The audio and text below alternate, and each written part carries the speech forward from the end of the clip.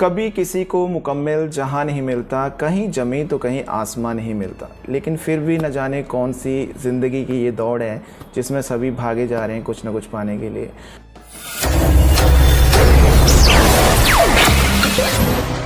So guys, मैं आप सबका दोस्त सुरेंद्र राणा आज आप सबके सामने अपनी लाइफ का एक ऐसा इंसिडेंट शेयर करने जा रहा हूँ जिसने मुझे बहुत ज़्यादा झंझोड़ के रख दिया और बहुत ज़्यादा सिखाया भी है मुझे। तो मुझे लगा कि आप सबके सामने वो इंसिडेंट शेयर करना बहुत ज़रूरी है। तो रिसेंटली 2-3 दिन पहले लास्ट वीक मैं धर्मशाला गया था किसी काम से, फैमिली फंक्शन की वजह से। तो वहाँ पे ये इंसिडेंट हुआ गाइस। तो मैं शुरू करता हूँ। मैं पूजा में बिज़ी था। पूजा सुबह से लेके दोपहर तक 1-1:30 बजे चली और 1:30 बजे मुझे पंडित जी को छोड़ने साथ ही में जाना था। उनका सामान वगैरह था, तो मेरे साथ 4-5 जो लोग हैं वो भी साथ में चले पंडित जी को ड्रॉप करने। तो मैं पूजा में तो मैं नंगे पैर ही वहाँ पे उनके साथ गया गाइस। तो वहाँ पे जैसे ही हम पंडित जी का सामान सेट वगैरह कर रहे थे तो वहीं पे 2 लड़के आए। हो सकता है हमारी फैमिली ने उनको इनवाइट किया हो, इनवाइटेड ही थे यार। तो वो गए, मैं उनको नहीं जानता था कि वो कौन है, लेकिन वो गए हैं हमारे सामने से और फिर वापस आते हैं थोड़ी देर में।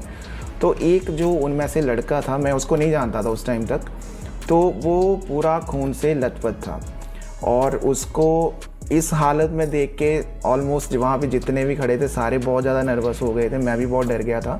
तो उसके साथ जो दूसरा लड़का था वो कहता है कि इसको चक्कर आ रहे हैं और इसका माइनर एक्सीडेंट हो गया है। लेकिन जो ब्लीडिंग वहाँ पे हो रही थी, एक्सेसिव ब्लीडिंग हो रही थी, वो देख के लग नहीं रहा था कि ये माइनर एक्सीडेंट है। उसके हाथ में चोट लगी थी और नॉन स्टॉप जो ब्लीडिंग हो रही थी। और वो देख के मेरे पैर कांपने लगे, रूह कांपने लगी। मैं डिस्क्राइब नहीं कर सकता, लेकिन मैं बहुत ज़्यादा डर गया था। और दूसरा जो लड़का है वो कहता है कि भैया आप में से प्लीज़ किसी को बाइक, एक्टिवा या गाड़ी चलाने आती है तो प्लीज़ हमारी हेल्प करिए। तो वहाँ पे जितने भी लड़के खड़े थे उन्होंने हाथ खड़े कर दिए। उनको शायद चलानी नहीं आती थी या शायद वो सिचुएशन में पढ़ना नहीं चाहते थे, कुछ भी हो सकता है। लेकिन मेरे से रहा नहीं गया कि वो लड़का बेहोश हो रहा था। उसको ज़्यादा एक्सेसिव ब्लीडिंग होने की वजह से वो बेहोश होने की कगार पे पहुंच गया था। मेरा बेटा भी वहीं पे था, उसको मैंने पानी के लिए भेजा कि आप पानी लेके आओ। लेकिन वेट करने का बिल्कुल भी वहाँ पे कोई ऐसा मोटिव नहीं था कि हम पानी का वेट करें। तो मैंने फटाफट उसको एक्टिवा पे उठवाया और पीछे जो उसके साथ भैया थे उनको एक्टिवा ड्राइव नहीं करने आती थी, वो पीछे बैठे। और मैं नंगे पैर, जैसा कि मैंने आपको बताया, मैं नंगे पैर ही वहाँ पे आया हुआ था। तो किसी ने मुझे चप्पल दी और मैंने पहनी और मैं एक्टिवा लेके चल दिया। लेकिन गाइज़, जो हमारे गांव का रास्ता है वो 1-1.5 किलोमीटर का कच्चा रास्ता है। तो उस पर एक्टिवा चलाना मेरे लिए भी मुश्किल था, क्योंकि मैं वहाँ पे रहा नहीं हूँ ज़्यादा। मैं जलंधर सिटी में रहता हूँ मोस्टली, तो वहाँ पे मैं वैसी सड़कें कम देखी हैं। लेकिन हिम्मत थी तो मैं कच्चे रास्ते पे निकल लिया और पैर मेरे कांप रहे थे और लड़के का जो ब्लड है वो मेरे ऊपर भी पड़ रहा था और लड़का बेहोशी की हालत में था। बहुत ज़्यादा मैं भी डरा हुआ था, लेकिन मुझे हिम्मत नहीं हारनी थी। मुझे था कि जैसे तैसे किसी तरह से इसको हॉस्पिटल पहले पहुंचाया जाए, आफ्टर देन जो होगा देखा जाएगा। तो गाइज़, मैं कच्चा रास्ता क्रॉस हुआ, उसके बाद पक्के रास्ते पे पड़ा और फिर मैंने स्पीड जो है पूरी पकड़ी और उसको फर्स्ट एड के लिए पहले हम एक मेडिकल स्टोर पे लेके गए। लेकिन मेडिकल स्टोर वाले ने जब देखा कि ब्लीडिंग बहुत ज़्यादा हो रही है तो उन्होंने हल्का फर्स्ट एड करके उनको हॉस्पिटल के लिए रेफ़र करा कि पास में जो नज़दीकी हॉस्पिटल है वहाँ पे जाके आप इसको एक बार दिखाओ। तो फिर हम हॉस्पिटल पहुँचते हैं और वहाँ पे उसको जब अंदर लेके जाते हैं डॉक्टर्स, तो पहले फ़र्स्ट ऑफ ऑल तो वो कहते हैं कि टेटनस और 1-2 इंजेक्शंस आप लेके आओ, क्योंकि वहाँ पे अवेलेबल नहीं है। तो मोस्टली ये चीज़ देखने में आती है गाइस कि जब भी हम कभी हॉस्पिटल में जाते हैं तो वहाँ पे हम वो फैसिलिटीज़ जो है ना वो नहीं मिलती। तो वो ज़रूरी है कि अगर हॉस्पिटल बने तो वहाँ पे फैसिलिटीज़ होना ज़रूरी है, डॉक्टर्स होना ज़रूरी है, मेडिसिन होना ज़रूरी है। लेकिन मोस्टली ये चीज़ें हमें देखने के मिलती हैं कि डॉक्टर्स अवेलेबल नहीं है या मेडिकल अवेलेबल नहीं है, जो भी होता है। लेकिन वहाँ पे हमारी किस्मत अच्छी थी कि वहाँ पे डॉक्टर्स भी थे और अच्छा स्टाफ भी था, जिन्होंने हमें बहुत ज़्यादा कोऑपरेट करा और उन्होंने ट्रीटमेंट हमारा स्टार्ट करा। पहले इंजेक्शन दिए और उसके बाद स्टिचिंग उसको लगनी थी, क्योंकि जो घाव था बहुत ज़्यादा गहरा था। तो उसको स्टिच लगते हैं, 5 स्टिच एक तरफ लगते हैं, 4 स्टिच एक तरफ लगते हैं, दोनों साइड। इधर से पूरा कट गया होता, वो बहुत डीप कटा था और इधर से पूरा कटा था। मैं मतलब कि देख नहीं पा रहा था उसको।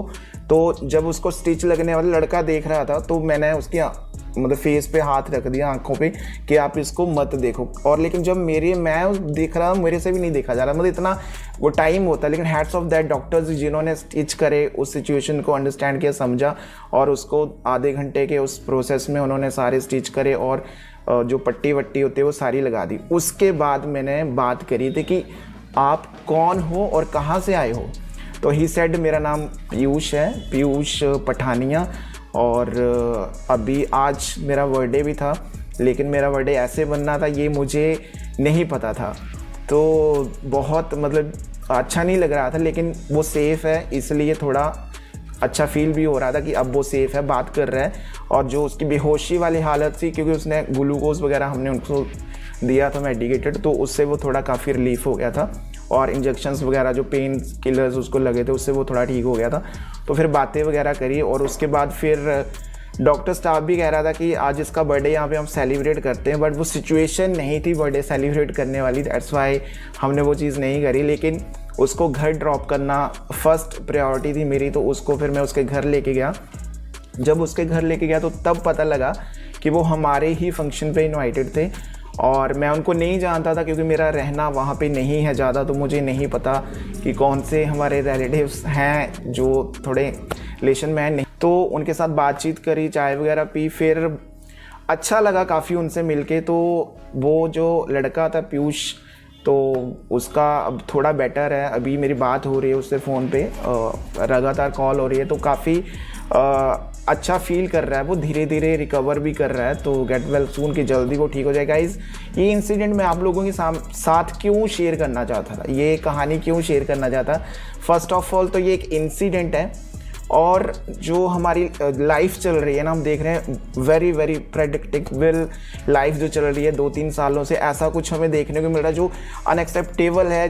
कुछ भी हो रहा है, कहीं भी हो रहा है, कुछ पता नहीं चल रहा है। तो इससे मैं आपको ये मैसेज देना चाहता हूँ कि लाइफ जो है ना इज़ वेरी शॉर्ट और अनप्रेडिक्टेबल, कि कभी भी कुछ भी हो सकता है। तो अपनी लाइफ को आपने बड़े ही प्यार से, बड़े ही सलीके से जीना है। अपनी लाइफ के एक एक पल को एंजॉय करके जीना है। जो आपके खास हैं उनको टाइम देना है, जिनसे आप बात करना चाहते हो उनसे बात करनी है, जिनकी पर जो भी आपने कुछ मन में नहीं रखना कि ये मैं आज नहीं, ये मैं कल करूँगा, परसों करूँगा, क्योंकि कुछ पता नहीं भाई, एक पल का पता नहीं है। और आपने कब किससे मिलना है और कब किससे बिछड़ जाना है, ये भी हमारे हाथ में कुछ भी नहीं है गाइज़। पीयूष से मैंने ऐसे मिलना था और ऐसे हमारा बॉन्ड बनना था, आगे हमारी बातें हो रही हैं काफ़ी, बट बहुत अच्छा लड़का है। अभी लास्ट ईयर ही उसने +2 क्लियर करी है नॉन मेडिकल स्ट्रीम में, और अभी वो कंप्यूटर बीटेक कर रहा है कंप्यूटर साइंस में। तो बहुत अच्छा वो आगे फ्यूचर में भी करेगा, और फ्यूचर में मैं चाहूँगा कि एक वीडियो में बनाऊँ जिसमें वो पीयूष मेरे साथ बैठा हो और हम आपके सामने बातें कर रहे हो। तो गाइज़ मैं आप सबसे सिर्फ इतना बोलना चाहूँगा कि अगर लाइफ कभी आपको ऐसा मौका दे कि आप किसी की मदद कर सको, तो उससे पीछे नहीं हटना गाइज़, क्योंकि वो किसी का भाई, किसी की बहन या किसी के बच्चे हो सकते हैं, लेकिन लाइफ ने, भगवान ने अगर आपको मौका दिया है उनको सेव करने के, उनकी मदद करने के लिए, तो आपने पीछे नहीं हटना है। आपके कपड़े ख़राब नहीं होने वाले, आप जिससे मिलने जा रहे हैं वो कहीं नहीं जाने वाला, लेकिन जो आपके सामने पड़ा है, क्या पता आप उसका हाथ पकड़ो, उसको पानी पिलाओ, वो ठीक हो जाए, तो कुछ भी हो सकता है। तो थैंक यू सो मच। ऐसे ही और बहुत सारी प्यारी प्यारी बातें, मोटिवेशनल्स या बहुत सारी बातें आप सबके सामने मैं लाता रहूँगा, कुछ एंटरटेनिंग में भी चलेंगे। और बहुत जल्दी मैं आपको बता दूँ कि सुपर डांसर जो है चैप्टर 5 स्टार्ट होने वाला है सोनी पे ऊपर, तो उसको मैं रिव्यू करने वाला हूँ। तो गाइस जुड़े रहें डीमैट जोन के साथ। और एक और बहुत अच्छी खुशखबरी है जो मैं आप सबको देना चाहता हूँ कि demat zone academy after thundering success in dance, music, acting, उसके बाद डीमैट जोन म्यूज़िक हम एक बैनर लॉन्च कर रहे हैं जिसमें बहुत सारे नए सिंगर्स को हम मौका देंगे उनकी जो सपने हैं उनको पूरा करने का। तो बहुत जल्दी हम बैक टू बैक अपने ट्रैक डीमैट जोन म्यूज़िक के ऊपर लेके आने वाले हैं। आप हमारे Instagram page demat zone music को फॉलो कर सकते हो, और हमारा जो यूट्यूब चैनल है डीमैट जोन म्यूज़िक का, उसको भी फॉलो कर सकते हो। तो बहुत प्यारी प्यारी चीज़ें, बहुत अच्छी स्टोरीज़, बहुत अच्छे गाने उस पर जो हैं आने वाले हैं। Thank you so much and love you all.